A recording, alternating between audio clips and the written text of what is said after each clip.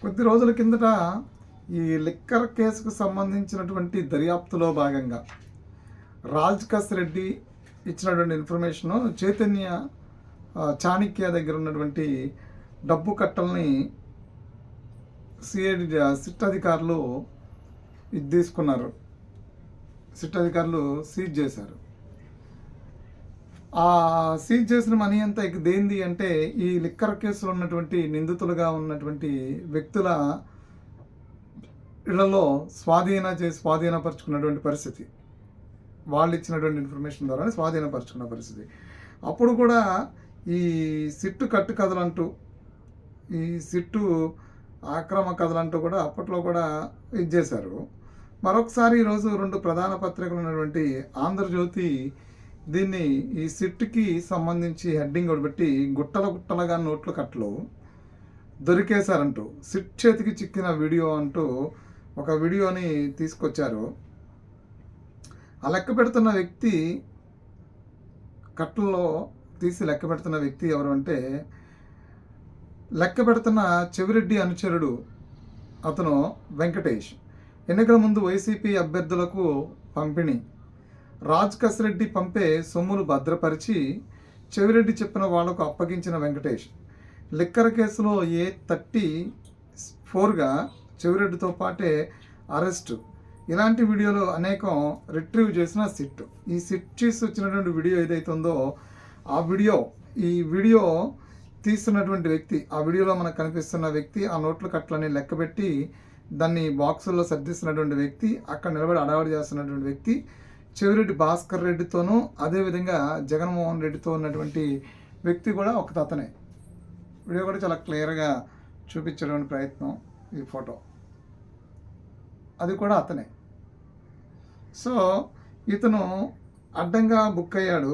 దీనికి సంబంధించి దొరికినటువంటి ఆ వీడియో ద్వారా ఇలాంటి ఎన్నో వీడియోలు రిట్రీవ్ అయ్యి ఉన్నాయని చెప్పని రిట్రీవ్ చేసి ఉంచారని చెప్పనేది సిట్ దగ్గర ఉందని చెప్పనేది ప్రధానంగా ఆంధ్రజ్యోతిలో వచ్చింది. అదో డెన్నం, అందులో టేబుల్పై కట్టలుగా నోట్లు అట్టపెట్టులో సర్దుతూ మరిన్ని నోట్ల కట్టలు, అక్కడున్న వారిపై అజమాయిషీ చేస్తూ ఒక వ్యక్తి.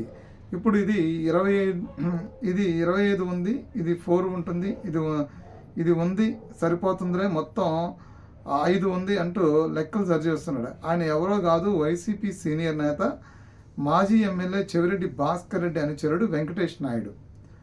సో మద్యం స్కామ్లో A34 వెంకటేష్ నాయుడు ఫోన్ నుంచి సిట్ వెలికి తీసిన వీడియో మొత్తం లిక్కర్ స్కామ్కు తిరిగిలేని ఆధారంగా మారింది. మొన్న దొరికినటువంటి ఈ నోట్ల కట్ల మీద కూడా ఇదే అంశాన్ని చెప్పింది. ఏది సాక్షి ఇదే అంశాన్ని, ఇది పెట్ట కథలు, కట్టు కథలు, సిట్ కట్టు కథలు అంటూ కూడా చెప్పి దాన్ని తప్పించేటువంటి ప్రయత్నం చేశారు. మరలా ఈరోజు దీని మీద కూడా అలాంటి ఇంకో కథనాన్ని రాసి ప్రయత్నం జరిగింది. అదేదో ఎన్నికల ముందని. సరే, ఎన్నికల ముందా ఎన్నికల తర్వాత అనేది కాదు, ఆ డబ్బు ఎక్కడిది అనే దాని మీద సిట్టు. సో వెంకటేష్ నాయుడు ఫోన్లో ఎందుకున్నాయి అనేది, సరే వెంకటేష్ నాయుడు లిక్కర్ కేసులో ఎందుకున్నాడు అనేది, A34గా వెంకటేష్ నాయుడు అరెస్ట్ అయి ఉన్నాడు కదా. చెవిరెడ్డి భాస్కర్ రెడ్డి తర్వాత కదా వెంకటేష్ నాయుడిని అరెస్ట్ చేసింది. అంటే చెవిరెడ్డి భాస్కర్ రెడ్డికి సంబంధించినటువంటి కొన్ని ఆధారాలని ఇది గూగుల్ టేక్అవుట్ ద్వారా, కాంటాక్ట్ లిస్ట్ ద్వారా, కాల్ డేటా లిస్టు తీయటం ద్వారా, ఇవన్నీ ద్వారా గూగుల్ టేక్అవుట్ ద్వారా వచ్చినటువంటి ఇన్ఫర్మేషన్తోనే వెంకటేష్ నాయుడిని అరెస్ట్ చేశారు. వెంకటేష్ నాయుడు అరెస్ట్ అయిన తర్వాత వెంకటేష్ నాయుడు మొబైల్లో ఉన్నటువంటి ఈ వీడియోస్ అన్నీ కూడా వెలికి తీస్తే ఇందులో చాలా వీడియోస్ రిట్రీవ్ చేసి ఉంచిందట. ఇందులో చాలా వీడియోస్ వెలికి తీయగా వచ్చినటువంటి ఇన్ఫర్మేషన్ ఏదైతే ఉందో ఆ వీడియోనే నిన్న బయటకు వచ్చినటువంటి పరిస్థితి. సో దీన్ని కూడా మరొకసారి అడ్డంగా దొరికేసిన సిట్ అని.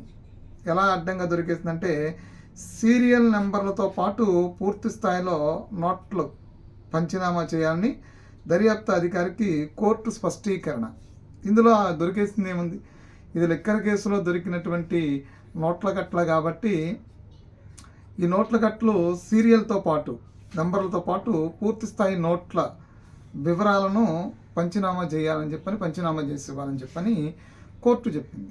సో అప్పుడు అంటే ఆధారం ఈ నోట్ల కట్ట వెంకటేష్ నాయుడు ఫోన్లో దొరికింది అని చెప్తే సరిపోదు కాబట్టి దాన్ని పూర్తిగా కోర్టుకు ఒక నివేదిక ఇస్తే దాని ద్వారా ఈ నోట్ల కట్టలకు సంబంధించినటువంటి బాస్ ఎవరు, ఈ నోట్ల కట్టలు ఎక్కడివి అని పూర్తి ఇన్ఫర్మేషన్ ప్రజలకు కూడా చెప్పాల్సిన బాధ్యత ఉంటుంది. కాబట్టి కోర్టు ఈ విధంగా చెప్పడం అనేది స్వాగతించదగ్గ విషయమే, ఎందుకంటే ఇది ప్రజలకు కూడా తెలియాల్సినటువంటి ఉంది కాబట్టి. సో ఓకే, దర్యాప్తు అధికారి పిలిపించిన ఏసీబీ ప్రత్యేక కోర్టు సీజ్ చేసిన డబ్బును ఇప్పటికే బ్యాంకులో జమ చేశామని వెల్లడి.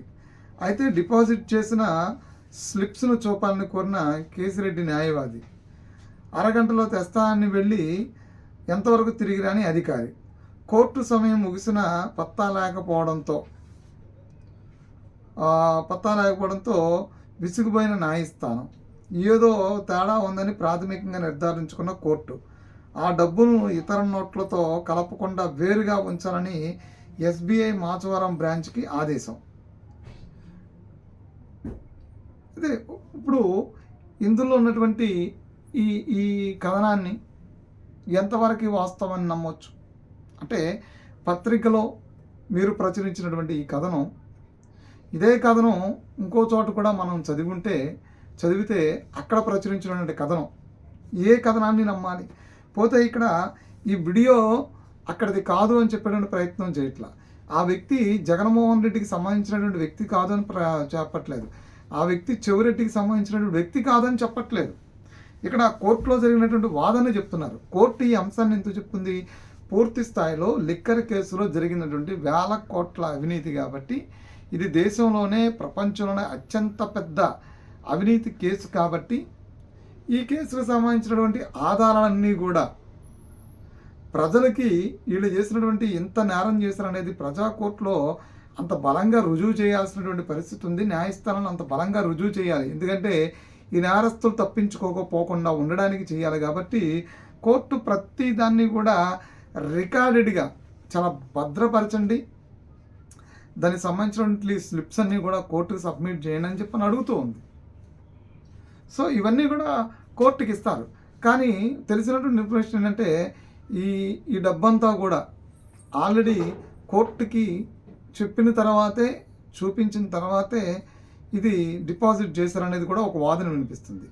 తర్వాత ఈ స్లిప్స్ అన్నీ కూడా రికార్డెడ్గా కోర్టు ముందు షార్ట్ షీట్తో పాటు ఇంకో షార్ట్ షీట్ ఇస్తానికి ముందు కానీ, లేదంటే కేసు దర్యాప్తు ముగిసిన తర్వాత ఇవన్నీ కూడా పూర్తిగా అధికారి కోర్టుకు సబ్మిట్ చేస్తా అని చెప్పని తెలియచెప్పినట్టు కూడా తెలుస్తుంది.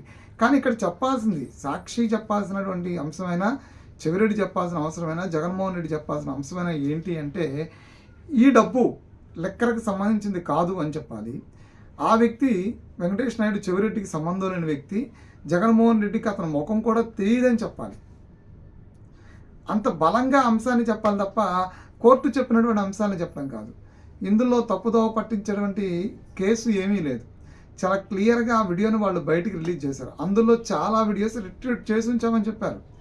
అంటే కోర్టుకి ప్రభుత్వం ఆ చేస్తున్న దర్యాప్తు సంస్థ ఏదైతుందో అనేక ఆధారాలు కోర్టు ముందు ఇంత సమయం ఉంచుతామని. ఇప్పుడు చంద్రబాబు నాయుడు అరెస్ట్ చేసినప్పుడు అప్పటికప్పుడు ఏ ఆధారాలు చూపించారు?